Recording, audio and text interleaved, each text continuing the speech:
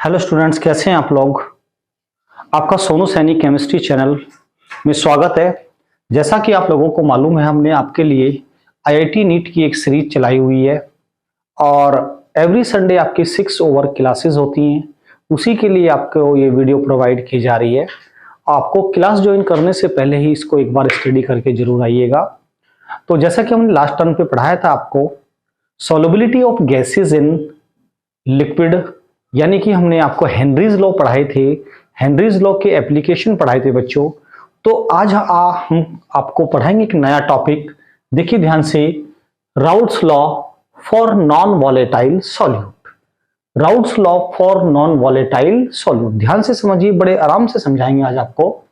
देखिए कैसे, हमारे पास ये एक सॉल्वेंट है, सॉल्वेंट लिया हमने, सॉल्वेंट यानी कि हमने एक वाटर ले लिया।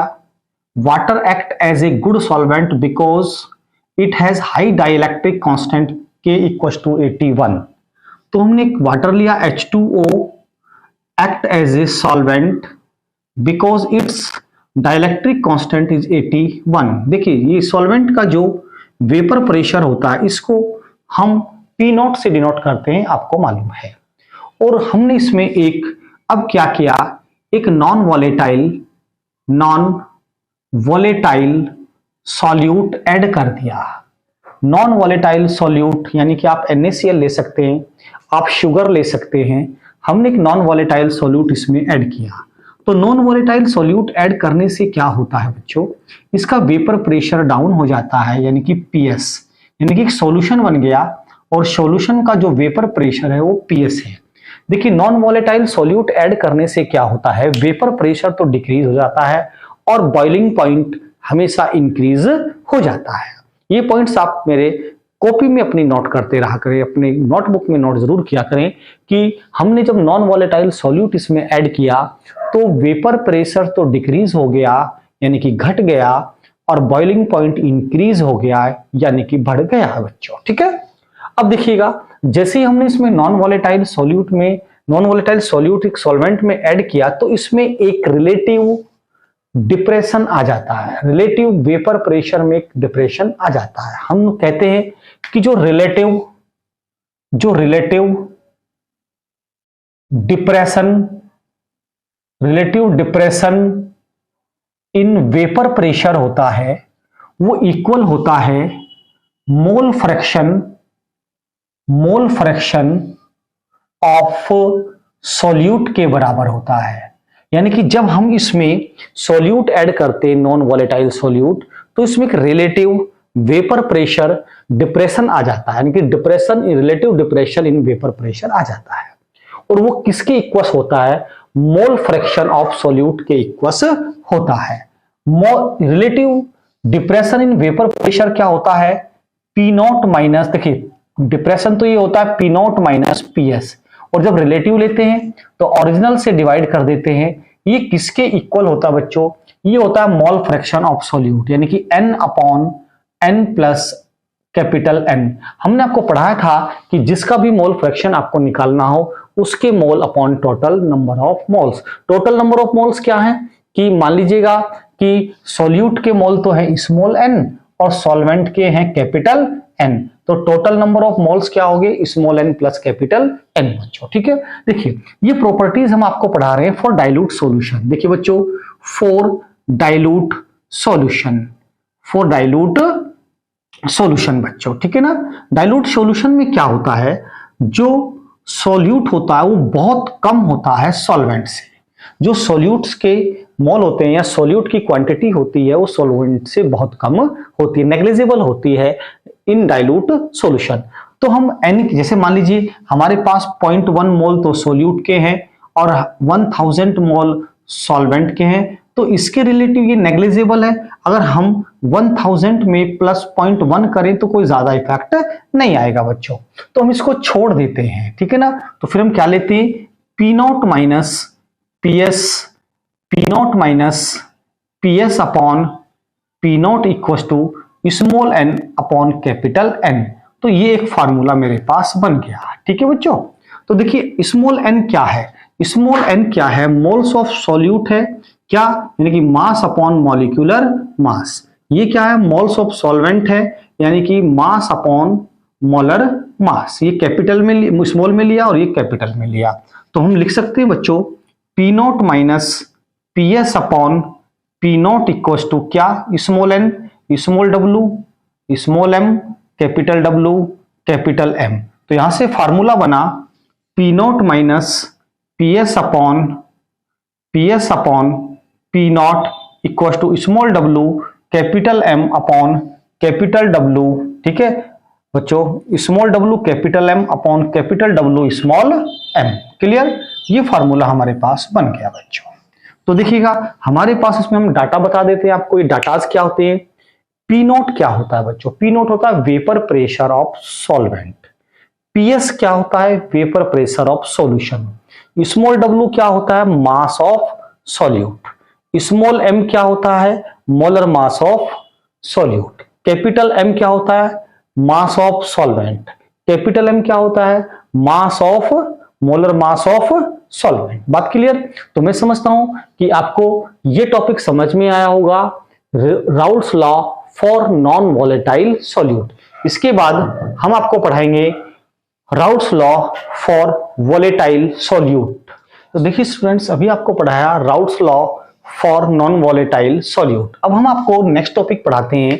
देखिएगा ध्यान से समझिए, जरूर एग्जाम में आता है ये।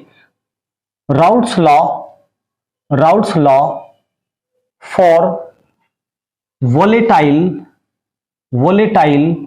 सॉल्यूट।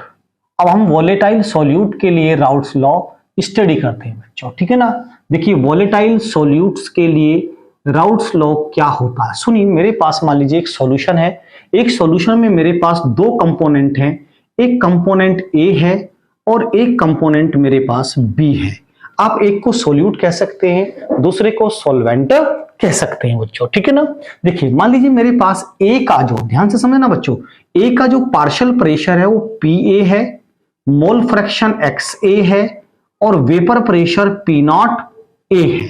क्लियर। ऐसे बी का पार्शियल प्रेशर पी बी है, मोल फ्रैक्शन एक्स बी है और vapour pressure P not be है। ये बात क्लियर होती है।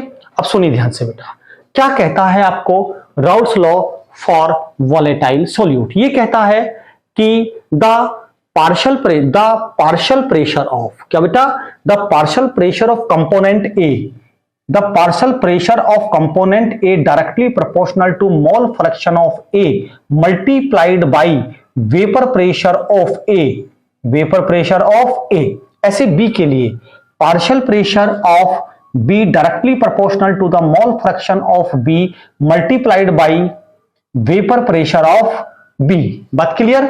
यानी कि इन जो राउल्ट्स लॉ होता है in terms of mole fraction बच्चों फॉर वॉलेटाइल सॉल्यूट, यानी कि मोल फ्रैक्शन यानी कि सॉल्युबिलिटी के लिए देखते हैं हम लोग। तो देखिए क्या होता है, कंपोनेंट ए है मेरे पास, कंपोनेंट बी है, एक को सॉल्यूट मान सकते हैं, एक को आप सॉल्वेंट मान सकते हैं। तो कह सकते हैं the partial pressure of A directly proportional to the mole fraction of A multiplied by the vapour pressure of A. Next point कि the partial pressure of B directly proportional to the mole fraction of B multiplied by vapour pressure of B. तो हम इन दोनों को equal रख सकते हैं। क्या रख सकते हैं बच्चों, इक्वल रख सकते हैं। क्लियर। ऐसे ही देखिए आपने 11वीं क्लास में पढ़ा है from Dalton's law. Dalton's law क्या कहते हैं, डाल्टन्स की जब टोटल प्रेशर होता है पीटी, वो दोनों के दोनों पार्शियल प्रेशर का, दोनों कंपोनेंट के पार्शियल प्रेशर का सम होता है। कंपोनेंट जरूरी नहीं दो ही हो, 3 4 5 कितने भी हो सकते हैं। तो हम लिख सकते हैं बच्चों total pressure according to the Dalton's law, क्या P A, this value is X A dot P not A plus this value is X B dot P not B. तो मेरे पास एक फार्मूला बन गया ये। अब इस फॉर्मूले को थोड़ा और मॉडिफाई करता हूं बच्चों में। आपने देखा होगा कि जब हमने आपको मोल फ्रैक्शन पढ़ाया था तो कहा था mole fraction of solute plus mole fraction of solvent equal to 1, या component mole fraction of component A plus mole fraction of component B equal to 1। तो हम लिख सकते हैं यहां से बच्चों X A equal to 1 minus X B. कोई दिक्कत। तो देखिए ध्यान से बच्चों, यहां पे लिख सकते हैं हम पीटी इक्वल टू एक्स ए की जगह वो लिख सकते हैं 1 माइनस एक्स बी, ठीक है, into vapour pressure of A plus X B into P not B. Clear? ये फॉर्मूला बन गया आपके पास बच्चों, बात क्लियर? ये फॉर्मूला बना, ठीक है ना।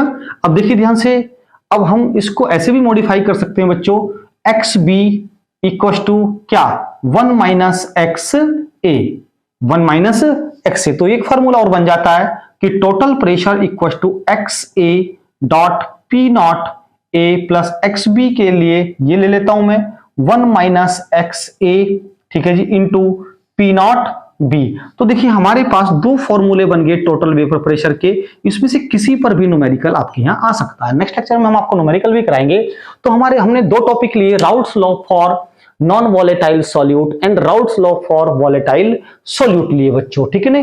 तो मैं समझता हूं कि आपको समझ में आया होगा। एक बार फिर मैं इसको रिपीट कर देता हूं इसके डेफिनेशंस को, कि in a solution the vapour pressure of a component at a given temperature is equal to the mole fraction of component A multiplied by the vapour pressure of A. ऐसे B को बोल सकते हैं at a constant temperature, at a certain temperature पर लेते हैं। तो इसी के साथ साथ हम एक टॉपिक और डिस्कस करते हैं, आपको पता लग जाएगा बच्चों।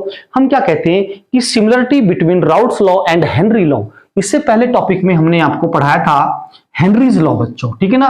पहली बात तो राउट्स लॉ और हेनरीज लॉ में क्या सिमिलरिटी है, दोनों के दोनों जो लॉ एप्लीकेबल होते हैं वो वोलेटाइल कंपोनेंट्स पर लागू होते हैं, वोलेटाइल कंपोनेंट पर एप्लीकेबल हो जाते हैं। देखिए राउट्स लॉ तो वोलेटाइल पे भी होता है, नॉन वोलेटाइल पे भी होता है, लेकिन हेनरी लॉ केवल वोलेटाइल पे होता है। तो इसलिए हम कह सकते हैं कि एक सिमिलरिटी तो ये है कि Raoult's law and Henry's law are applicable, यानी कि both applicable on volatile component. दूसरा क्या है कि both state the vapour pressure of any component of the solution is proportional to mole fraction, is proportional to mole fraction.